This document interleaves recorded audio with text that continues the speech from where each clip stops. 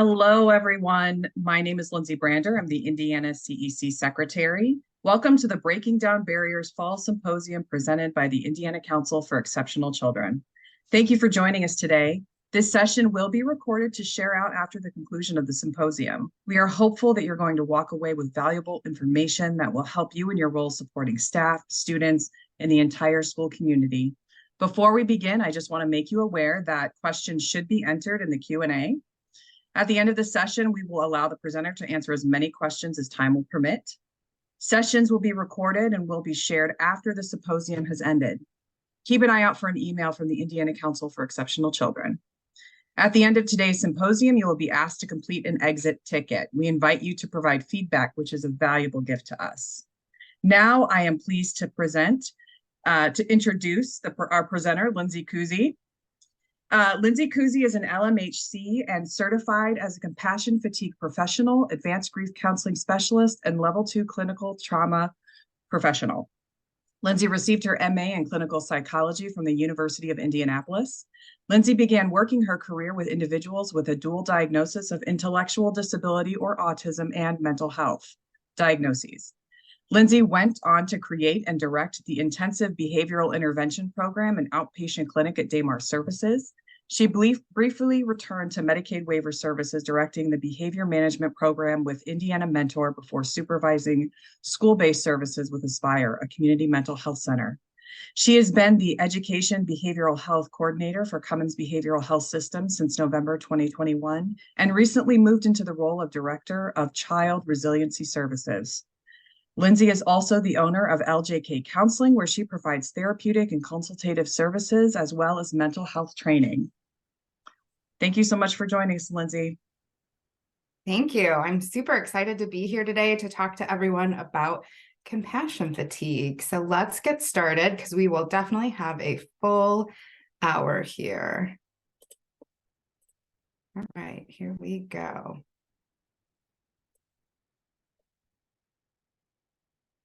There we go. Okay. As mentioned, my name is Lindsay Kusy, and I have provided this training quite a few times. This is one that most of the time come February, there's a lot of requests for. Compassion fatigue is something that sneaks up on us. It's not something that we regularly think of in the way that we're going to talk about it today. That which is to give light must endure burning. Viktor Frankl is the person that said this, and he is an Austrian neurologist, psychiatrist, philosopher, author, and a Holocaust survivor.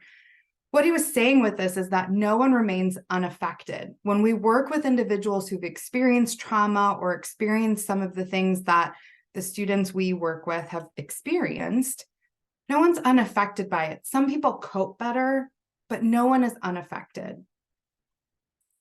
So what are we going to talk about today? The goal for today is that we can provide some relief and control over some of the feelings we may be having. What we're going to talk about is understanding trauma in our bodies first.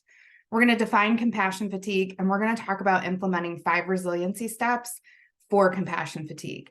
This is something when I work with school systems or schools, this is the piece that really has to become a culture. How can we take these 5 resiliency steps and make it something that's happening consistently throughout the school? Because when you have that piece and when you have that support, it really shifts this compassion fatigue.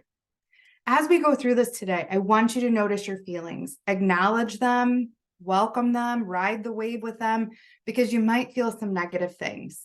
It could mean that you're like, meh, this really isn't something I'm suffering with, and that's great. It could mean that you're experiencing compassion fatigue, and what I'm speaking to is really where you might need to focus your energy. So that's what I invite you to sit with as we go through this today. I also want to acknowledge that a lot of times people are like, I've gone through this, it's self-care, I've done it. Yes, we do talk about self-care a little bit, but you can still be all in your head and not able to break from what's happened during the day when you're doing your self-care. And when that happens, we're just causing more dis-ease in our body, right? I can go out and run and my shoulders might still be up in my head, or I might be thinking and ruminating on a situation that I had with a parent or a student. And that doesn't help us heal. So what we're talking about here is we're going to look at this through a trauma lens. We're going to talk about techniques for in the moment calming, and we're going to talk about a whole body experience with this. So first, we need to understand just a little bit about trauma. Trauma disrupts our basic needs. We are hardwired for survival and connection. And when we have trauma, sometimes these are battling each other. Not a surprise. You see this with students in your classrooms. You see this with students you're working with, right? Or families. When they're having some of those maladaptive behaviors, right? They're seeking connection, but I'm not sure if I'm safe, so I'm not sure if I can do this. There's two types of trauma. Single trauma is usually more confident, more able to adapt, whereas complex trauma are those developmental environments that train the reactions. This really is where we change who the person is. So what happens when we have trauma? This is very simplified, very generic, right? So in this situation, this woman had a painful or threatening experience. She was bit by a dog. When that happened, her amygdala, which is the smoke detector in the middle of our brains, I'm sure with social emotional learning, you all have heard about the amygdala and the hippocampus. Well, the amygdala charged that memory charged that event as a memory. And so in similar situations, there's a perceived fear, right? There's a perceived, this is dangerous. So in this picture, we have this dog who looks cute and innocent to us, right? And then there's this woman who sees this dog as this big, scary animal. It's because our amygdala is a smoke detector. It goes off in perceived similar situations, just like when we burn toast, right? In our kitchen, and our smoke detector goes off. There's no fire, but there's a perception that there could be because there's smoke. So that's what we're talking about when we're talking about trauma, right? We get these triggers and sometimes we don't know that they're happening.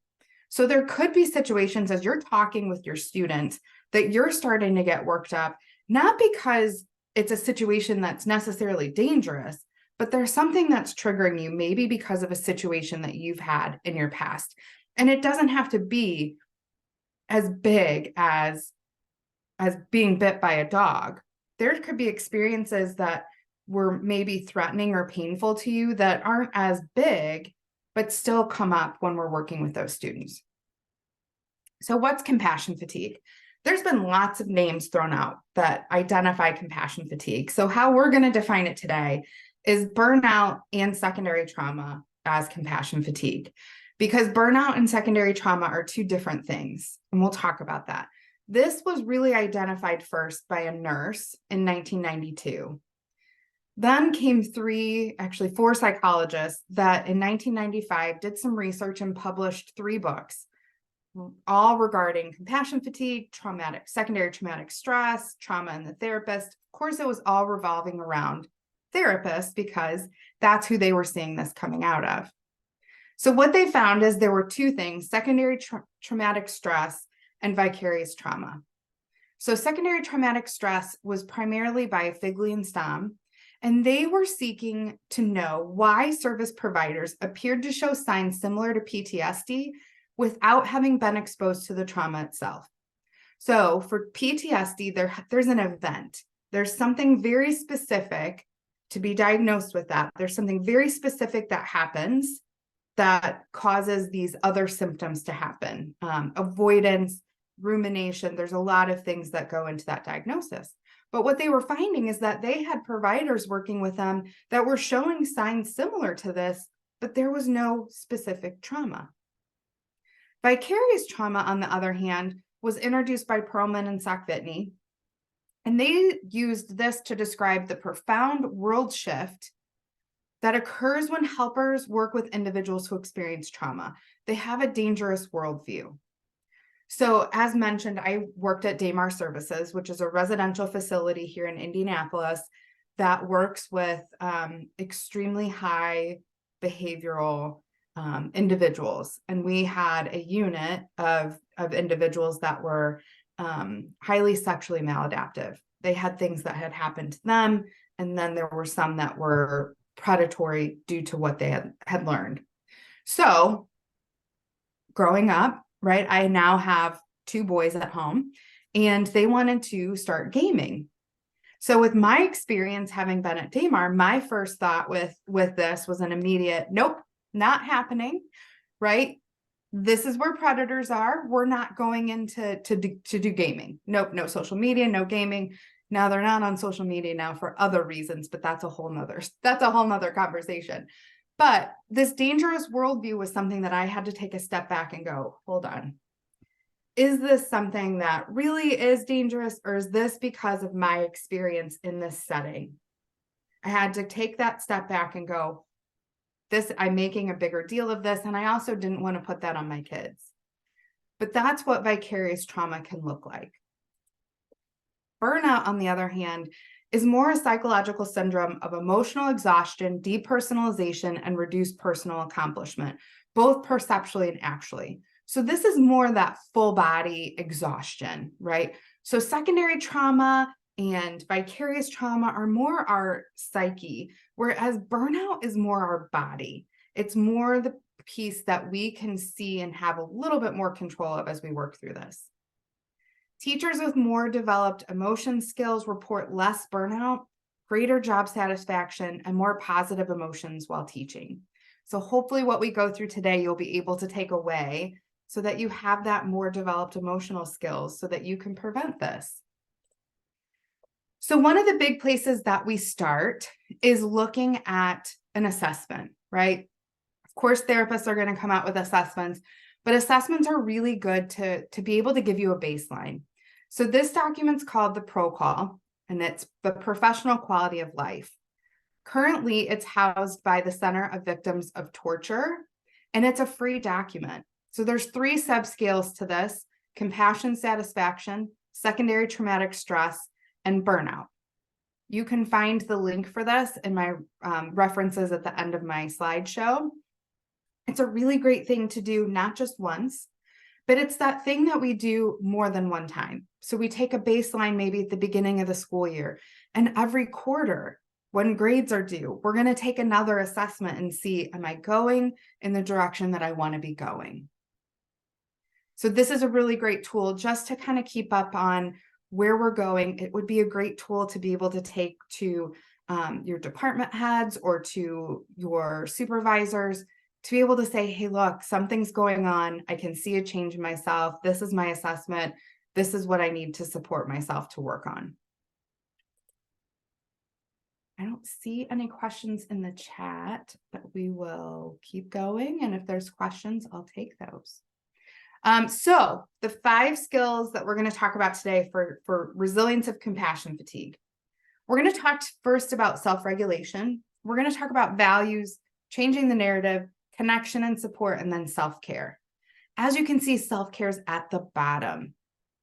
All of these pieces have to work together in order for us to be resilient from compassion fatigue. It's not a one and done type of a thing. So the first thing we're going to talk about is self-regulation. And self-regulation is really catching us right after we've been triggered, right after that number 2. Before we move on to becoming agitated, we want to work to identify in our bodies where this happens. So how do we do this? Well, this is something that if you're following kind of this new science of safety, polyvagal theory, they talk about something called neuroception. And neuroception is really that movement from what the body is taking into the brain. So it's how I recognize what's coming into my autonomic nervous system, and then how is my body pushing that out? Where do I hold stress? What starts to happen in my body? So we have to understand those pieces first before we can start a self-regulation practice.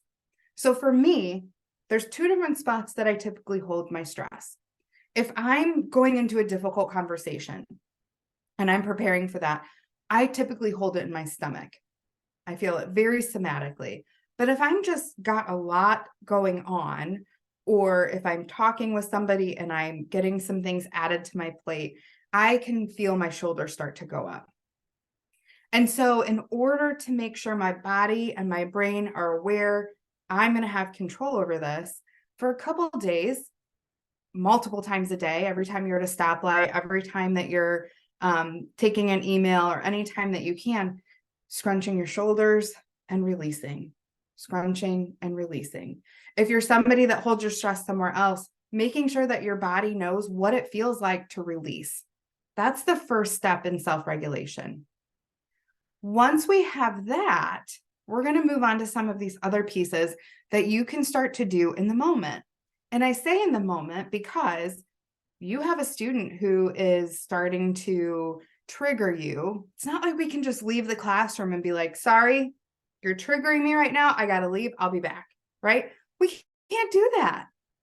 One, we might not, that's not going to go over well with admin. But two, what would that do to that student? Timeouts are great, but we also have to figure out ways that we can work through it in the moment so that we can also get past it for ourselves. And so that's what we're going to work on here. So the first thing we're going to talk about is a body scan. Now, there's really great body scans on the Calm app where you're laying in bed and you're releasing, and that's not this, right? Because we have to be present with what we're doing in those moments. So the way to practice this body scan as you're engaged with somebody is it's 10 seconds. And this is where it's key to knowing where you hold your stress in your body. If you're a jaw clencher, right? It's important that you know that, because this body scan, I feel my autonomic nervous system starting to go into sympathetic response, meaning I'm starting to get amped up. I'm going to practice my body scan. What that means is I start at the top of my head and I just go down 10 seconds and scan where am I holding my tension, and I'm saying release. I've done this training so many times. Every time I get to this part, I feel, as I tell you how to do it, I can feel my shoulders release without even having to really focus on what I'm doing. It's become muscle memory. So I invite you to practice with me. We're going to keep our eyes open, because if you're in with somebody, you would be having to keep your eyes open, right? So in this moment, we're going to keep our eyes open. And what we're going to do is we're going to start at the top of our head and just slowly go down. And as you go down, you're just telling yourself, release, release, release, to release any muscles that are holding, clenching, squeezing tight. Ready? 1, 2, 3, 4, 5, 6, 7, 8, 9, 10. If that serves you, great. If it doesn't, let's try a different way. So this practice, muscular to skeletal, is going from the bottom up instead of the top down. Our muscular system's designed to make us move, while our skeletal system's designed to hold us up. So with this exercise, we move into our peace system by simply shifting back to our skeletal system. So this, again, is a different way of releasing muscles that you might be holding tense, like your ab muscles or your thigh muscles. But all we're doing here is shifting our weight in our bodies so that our skeletal system's holding us up.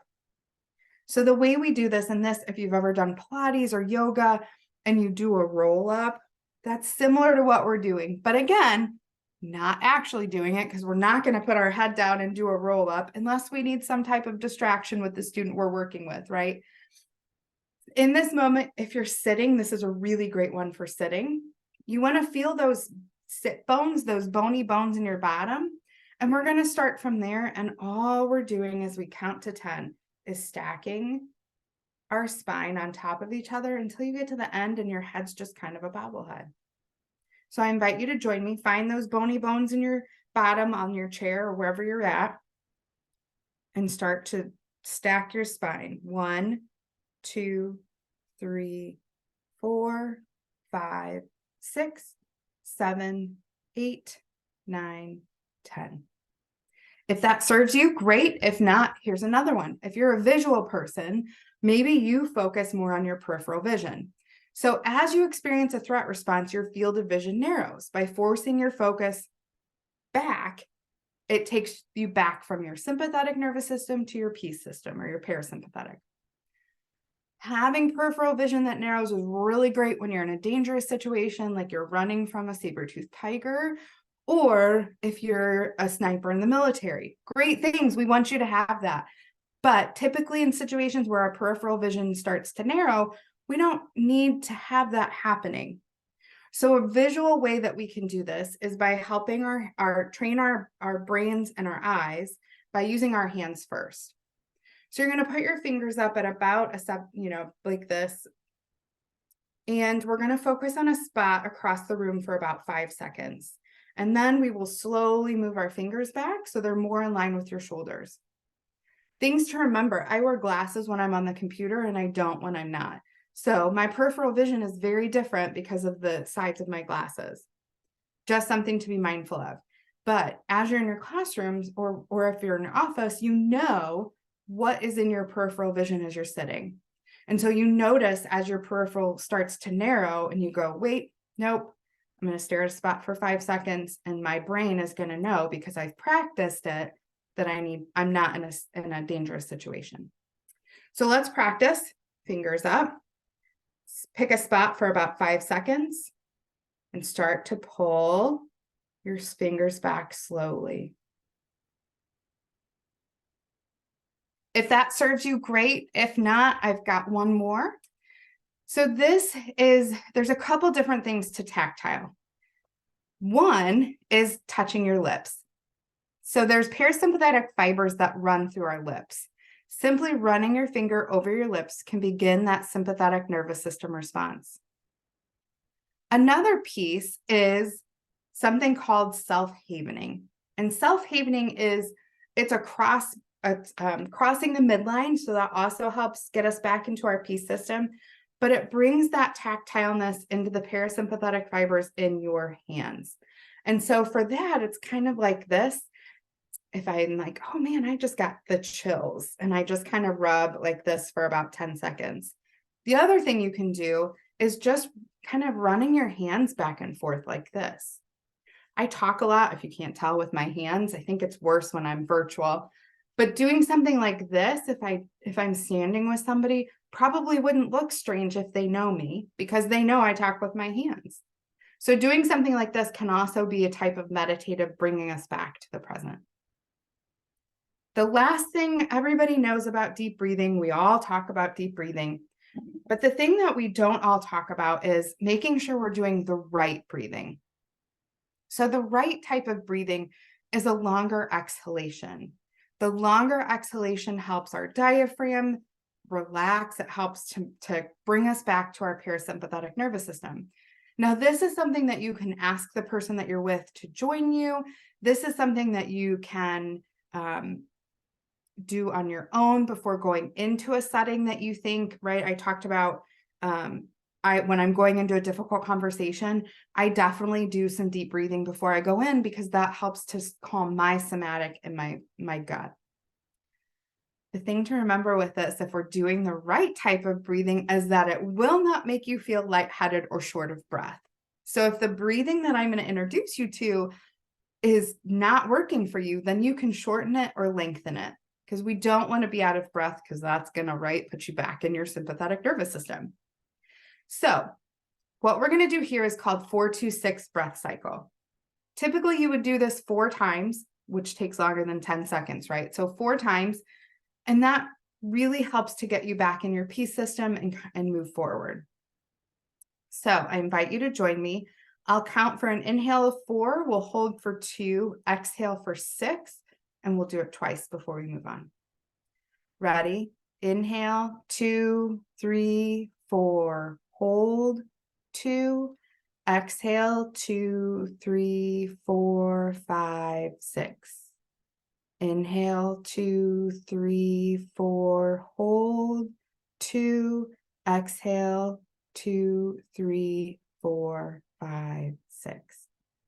Again, all of these take practice, and we have to know in our body what's happening first. The next thing we're going to talk about is values. So we're going to focus on that activation that can affect our behavior. Thinking about times you felt burnt out. What are some of those behaviors you exhibited? Maybe you had some extra complaints. Maybe you got defensive. Maybe you chose not to ask for help.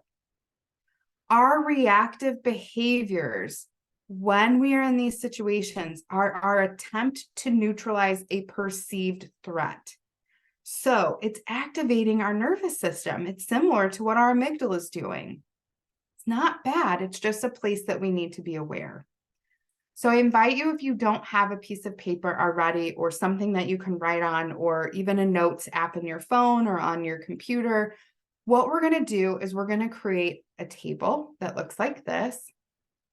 And as we go through, it's actually going to end up looking like this. So we're going to have values across the top. We're going to talk about behaviors, triggers, and our self-regulation. So at the very top of our document, we are going to identify at least one so that you can go through, but ideally we look at about 3 of our values, and we're going to look at those through a lens. So Brene Brown, this document's from Brene Brown. If you have values that are not on here, that's okay. But one of the pieces that Brene Brown talks about in Dare to Lead is that your values are not different professionally and personally. When we look at values, we want to ask 3 questions. Does this define me? Is this who I am at my best? And is this a filter I use to make hard decisions? Does this define me? Is this who I am at my best? And is this a filter I use to make hard decisions? So I invite you to look through these words, see if something speaks to you about your value. And you're going to write that, like we said, in that top section, the top in that kind of pinky tan box, the top left, that's where you would write that first value. Values are across the top. So I'm going to give you just maybe 30 seconds to review this and look through. This is on her website, so you can come back to this and look for more values examples if you can't find the other 2 in this short time that I'm giving you.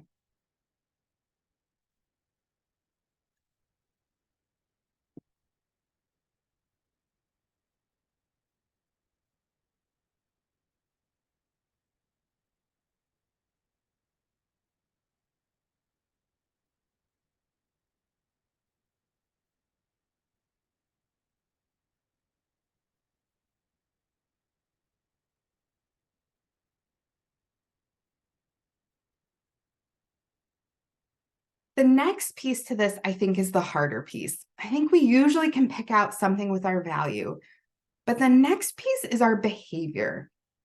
What is a behavior that you exhibit that really supports that value that you just wrote down? For example, if my value is collaboration, the behavior that I would exhibit to support this is that I regularly seek out input from others when making a decision. So for this one, it goes into that second box right under the value. So we're looking in that first column. The first row was value. The second row is what behavior do you feel really shows through in that this is a value that I support. I'll give you about another minute to kind of think through that because that one's a little bit more difficult.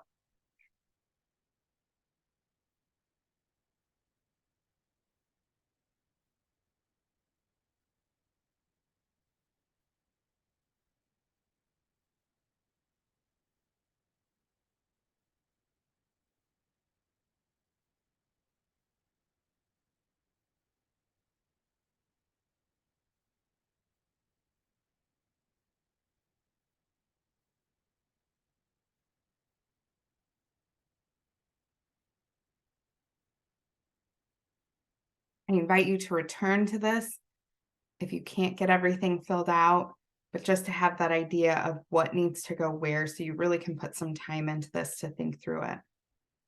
The next thing we're going to look at is what triggered me. So we've talked about looking at this through that trauma lens. So we want to make sure that we're identifying what those triggers are. What's triggering that value? So if there's situations you can recall, what may have been an antecedent to this?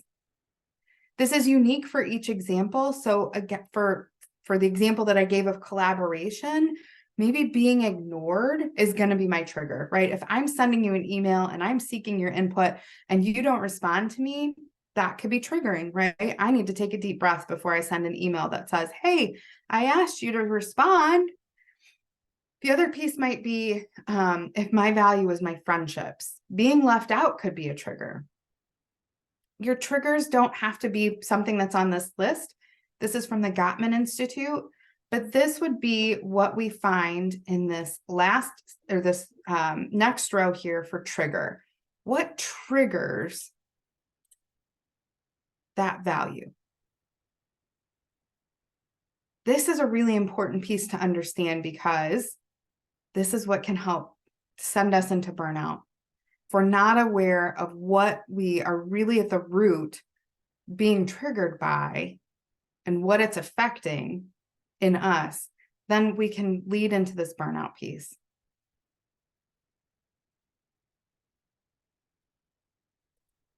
So, as we have seen, we're going to put it all together. We're going to identify the value. We're going to identify the behavior that really encompasses that in us every day. What triggers that, or what could feel dangerous to us when we have a value that might be put into question. And then what self-regulation technique can I use to help pull me back? So when we have this full table, we can utilize it as a reminder. We can take this into conversations with our partners, with our teams, with our supervisors to say, hey, something is triggering. Something's making me feel like I am not living into this value and this does not feel good. I need some support here.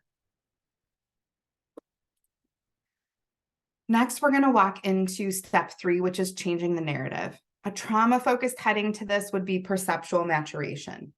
The focus here is on burnout, that psychological syndrome of emotional exhaustion, depersonalization, and reduced personal accomplishment.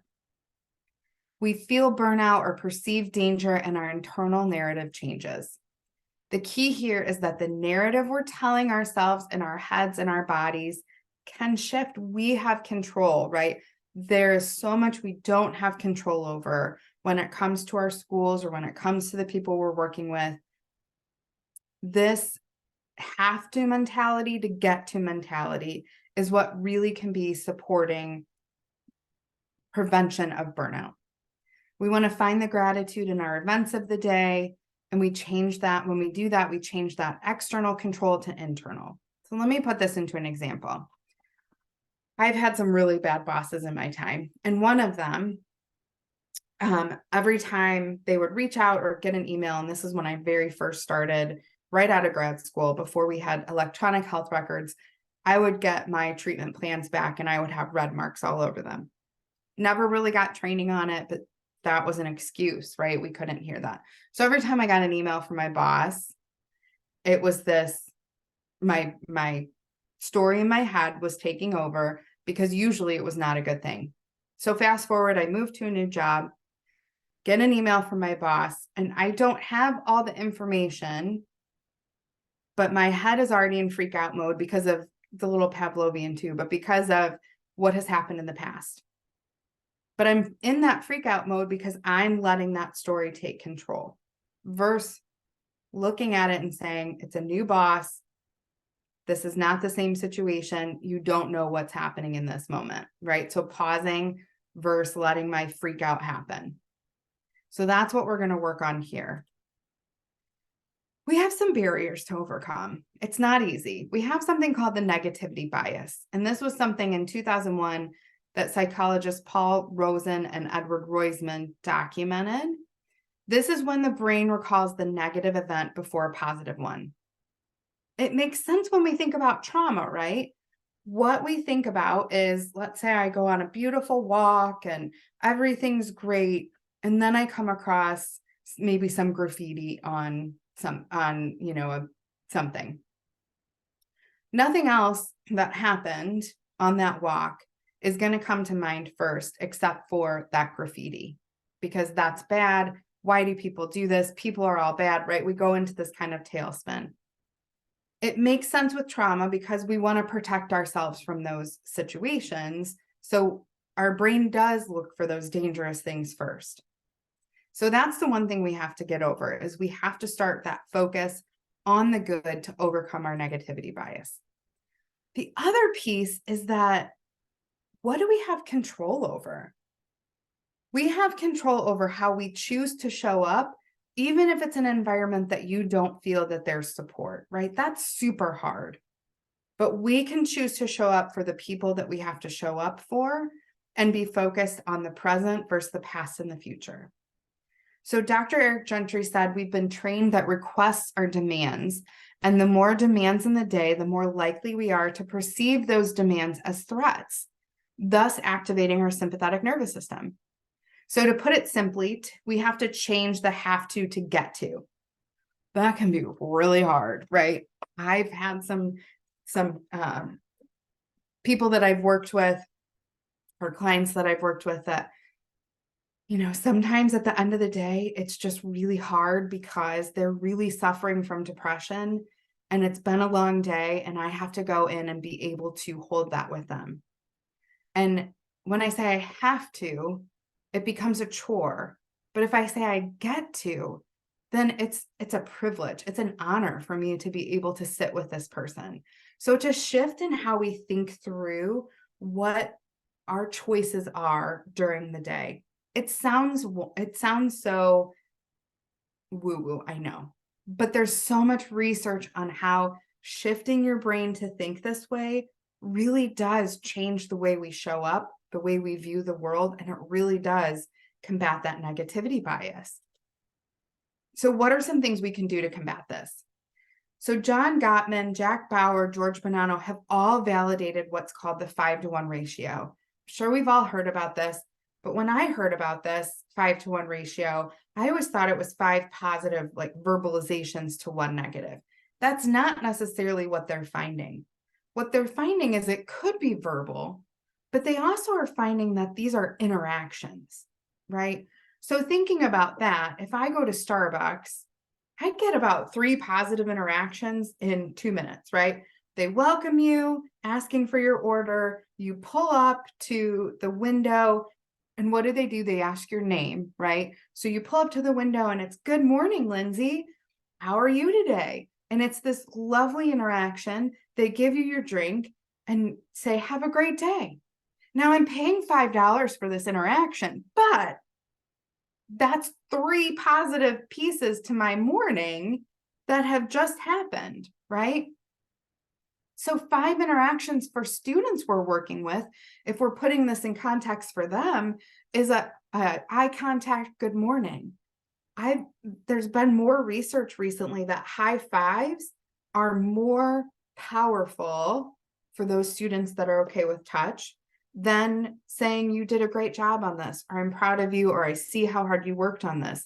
That the connection really is a big piece to that.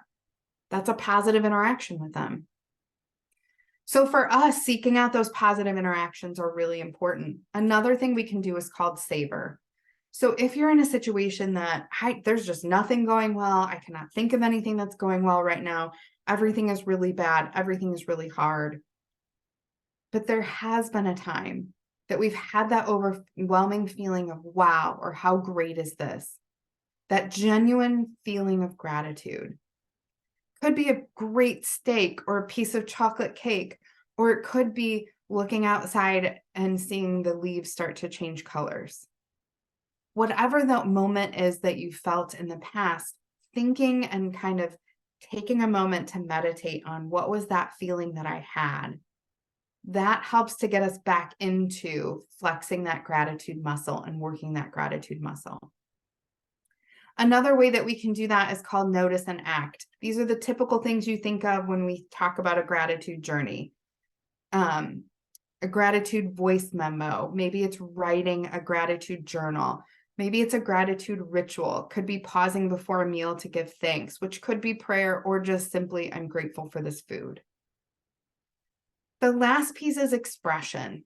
And this is how we outwardly show gratitude. This could be a note to somebody. This could be, "And I appreciate you. It helped me out when." But an expression of gratitude can also be through our body language. This is done through smiling, being present with somebody, right? How many of us have phones and watches and emails and everything going off that we're constantly distracted? So sometimes expression can be, I'm in this moment with you, even if it's just 2 minutes. You have my undivided attention because I'm glad that you're here with me in this moment. That can be an expression of gratitude because that's really hard to do nowadays. So those are just some ways that we can practice. The big thing to remember here is that between stimulus and response, there is space, and in that space is our power to choose.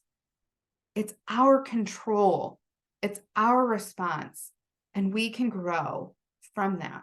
We're not going to be perfect every time, right? This is something that takes practice and intentionality. It reminds us that we need to be mindful, deliberate about our actions, and that sometimes we're going to fail. But how can we go back and recognize that in ourselves, do some self-regulation, do some self-care, so we can identify where we're off base and redirect so we can get back on track.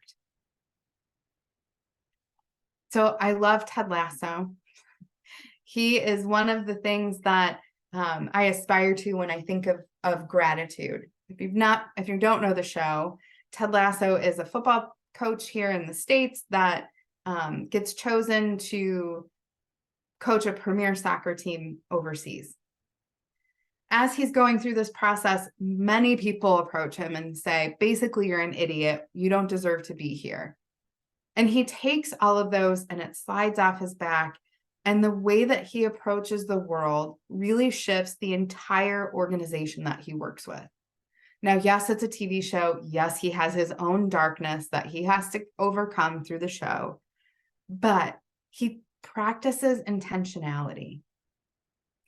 There's actually a movement.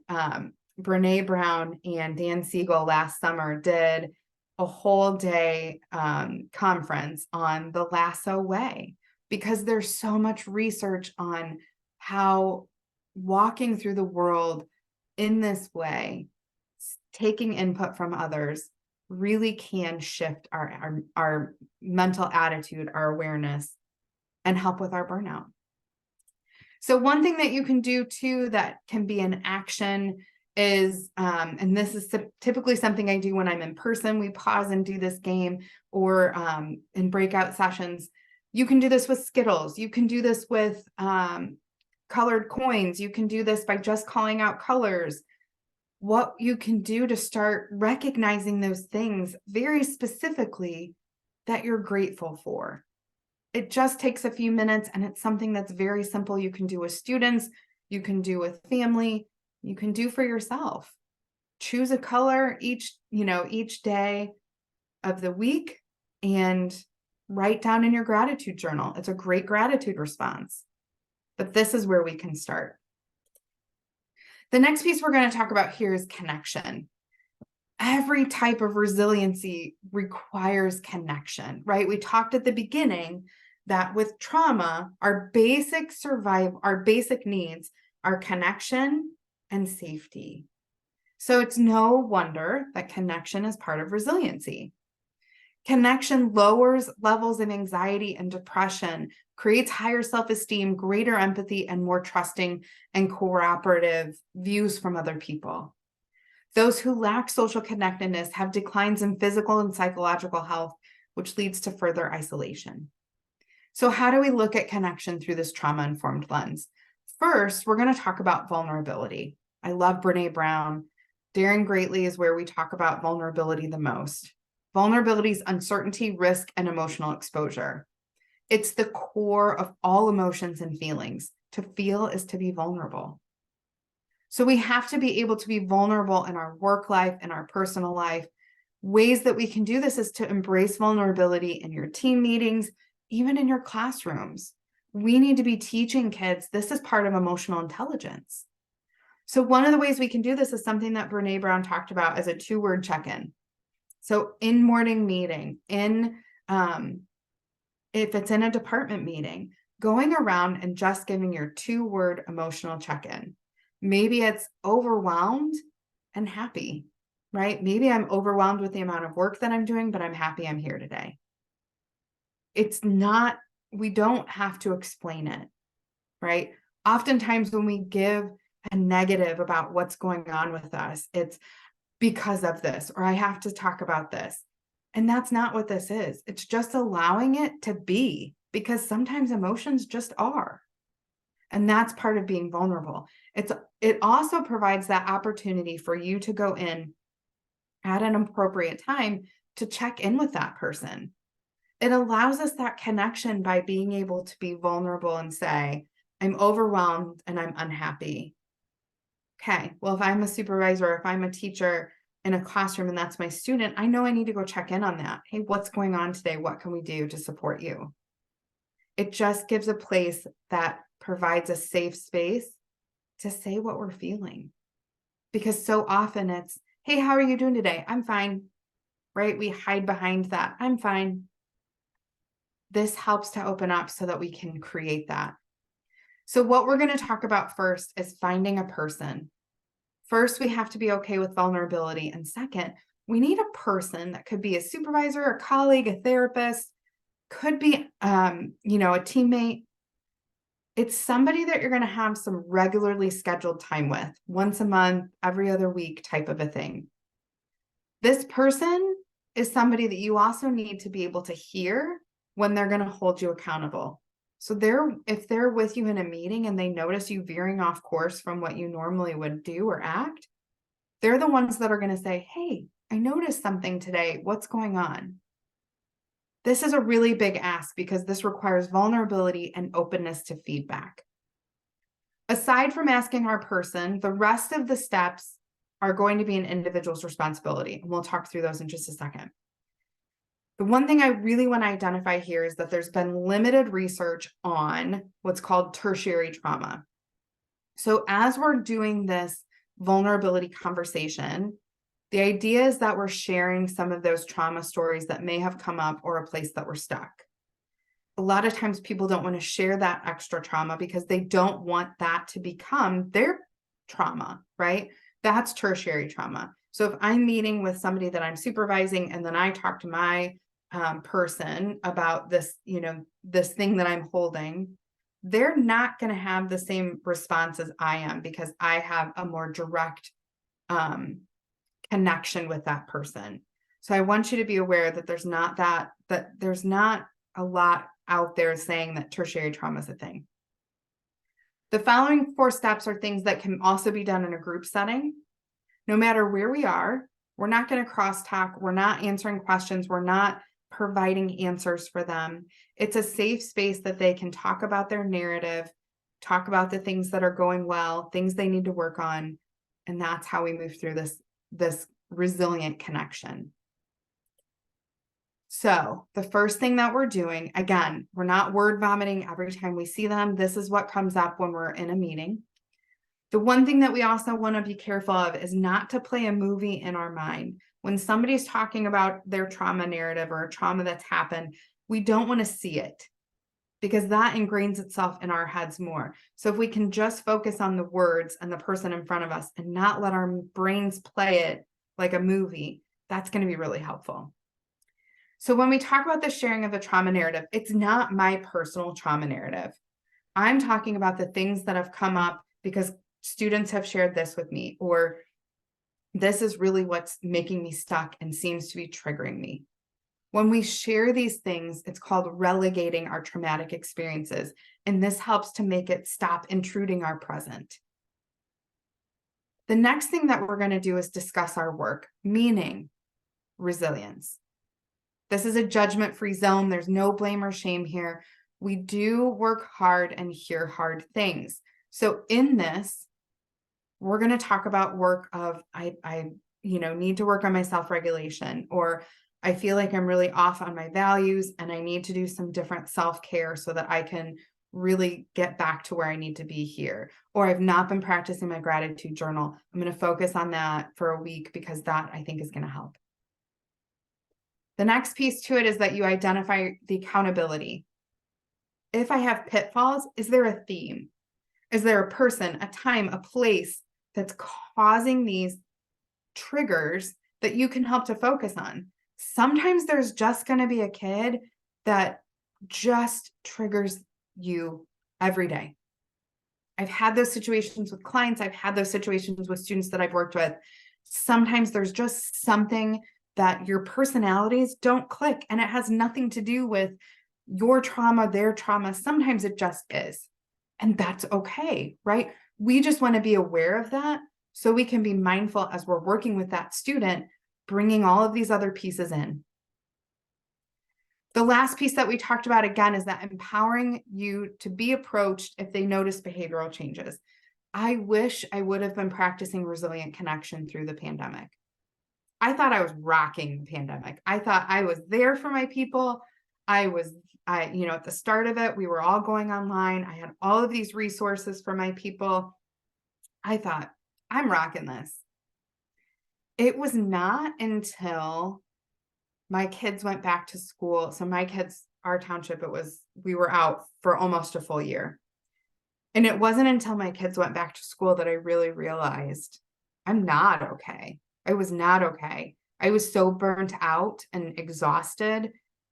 And I didn't have somebody that could say, you're not acting like yourself. My husband said it. And I'm like, you have no idea what I'm dealing with at work, whatever. But I didn't have that from my boss. I didn't have vulnerability in the space with her to be able to say these things. So just being able to have that person that I know can approach me, which, right, can be scary, but it's that person that can say, something's up and I want to help. This is what resilient connection can look like. As promised, we're going to talk about self-care very quickly here at the end. Remember that quote Viktor Frankl said, that which to give light must endure burning. If we are givers of light, we need to refuel in order to ensure our light does not go out. So this last piece of the resiliency steps is to refuel our body. How do we do that? So Perlman and Sackvitney in their work with vicarious trauma really identified there's 3 central aspects to self-care. Awareness of our own needs and limits. Are we attuned to our limits of emotions and resources? Most of us in this helping profession are really bad at this, right? We give and we give and we give because we want to make sure that the students we're working with or the people we're working with are okay. That's the biggest one that I see a lot when I'm supervising is we have to be aware before we get over that threshold of burnout. Next is balance, balancing of life activities, right? We all talk about balance of work and play, but this also is rest. So there's a lot out there on, right? We need to get our exercise in. We need to get all of these things in. We need 28 hours in the day to be able to do it all. Sometimes it's recognizing I need to rest and not play, or I need to rest and not exercise today. And that rest is going to be my self-care. And that's okay. Last is connection.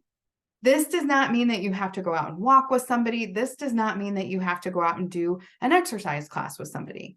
What this does mean is maybe I listen to my Crime Junkies podcast while I'm walking, or maybe I'm watching the latest episode of Only Murders in the Building. And then I go and I can talk about it because I know my bestie at work also listens to this, and that's the connection. Right? You guys can come the next day, or you can text while you're listening to it and say, oh my gosh, can you believe whatever? That can be the connection. So when we talk about self-care, obviously there's the physical. We've all heard about this, right? It has direct impacts on your emotional, psychological, and spiritual self-care. Aerobic exercise can reduce levels of the body's stress hormones. It can stimulate endorphins. Exercise or sports can also provide opportunities for connection or solitude. Scientists have found that regular participation in aerobic exercise has been shown to decrease levels of tension, elevate and stabilize mood, improve sleep and esteem, and just 5 minutes can stimulate anti-anxiety effects. We talked about that. I talked briefly about that self-havening and crossing the body. For your students, standing up and having them do 5 minutes of crossing the midline work and moving their body. That could be marching, where I do one hand my left hand to my right leg, my right hand to my left leg, and doing some movement for 5 minutes before a test can really help to bring those anxiety effects down. So let's talk about the spiritual self-care side. A great piece of spiritual self-care can focus on meditation. Meditation and mindfulness is not about quieting the mind to think of nothing. Instead, it's refocusing on the here and now. It prevents that forward and backward thinking. It gives our brain a break from being on guard or shaming ourselves. Mindfulness can reduce the activity in your amygdala. That is huge because that's our stress response. This topic is so broad. There's so many ways that you can do this. A couple things that you can do really easily with our students is the ABC game, right? If they start to feel this in the moment, looking around the room and identifying all the things around them that start with the letter A, and then B, and then C. Or what are all the things around me that are the color blue or the color green? Or it could be the 5 senses, right? Identifying the 5 things that you can see, 4 things that you can hear, 3 things that you can feel, 2 things that you can smell, and 1 thing you can taste. Right? It refocuses us to the here and now, and our brain is focused on identifying those things so it doesn't go forwards or backwards. We have about 4 minutes left, so I want to make sure that we have time for questions if there are any questions. I know that there's a feedback form that you all will do for the conference, so please do that. You can also reach me through my private practice. That email is here. And I provided the slides, which has all of the references that I talked about today. Are there any questions? Let me get up here. I see something in the chat. Oh, great. I see that the link is in the chat for the follow-up. Q&A. Lindsay, we do have a question. The person is asking if they may share the presentation. You may share the slides, but I prefer that the video piece not be shared, just because that is, there's a lot of conversation to have with some of those pieces.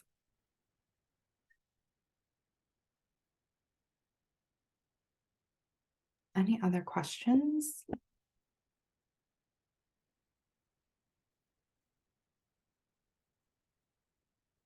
I really appreciate everyone joining today, and I hope that you were able to take some things out to maybe help you think. Yes. We do have one more question. Yeah, let me see if I can grab that from my thing and put it in the chat here.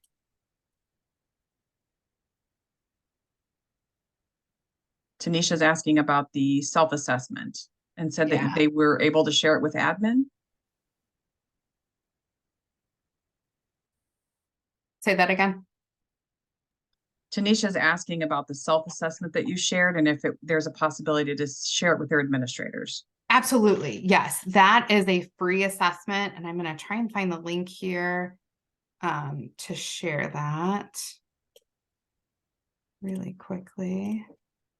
That is something that, feel free to share that with whomever. You know, let me just pull it up. Oh. Let me stop sharing really quick and pull it up on the website, and I will just share it in the chat then. And somebody asked a question about the bit.ly that was put in the chat. That's your feedback form. If it's not working, you can access it on the Symposium's main page on the SCED website. While Lindsay is pulling that up, I want to thank you, Lindsay, so much for sharing your expertise with us today.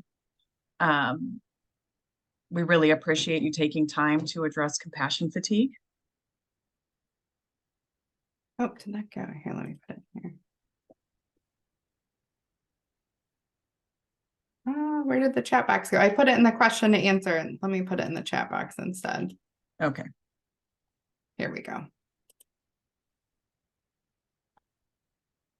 Okay, the pro call measure is in the chat. So if you want to head to that website, you can do so there. Well, thank you again, Lindsay. Participants, before you leave, please remember to go to the chat. Well, if the link's not working for you, go to the Breaking Down Barriers Fall Symposium site on SCED to get access to the feedback form. This will also give you PGP points for your attendance today. Thank you again, Lindsay. Thank you. Have a great day, everyone.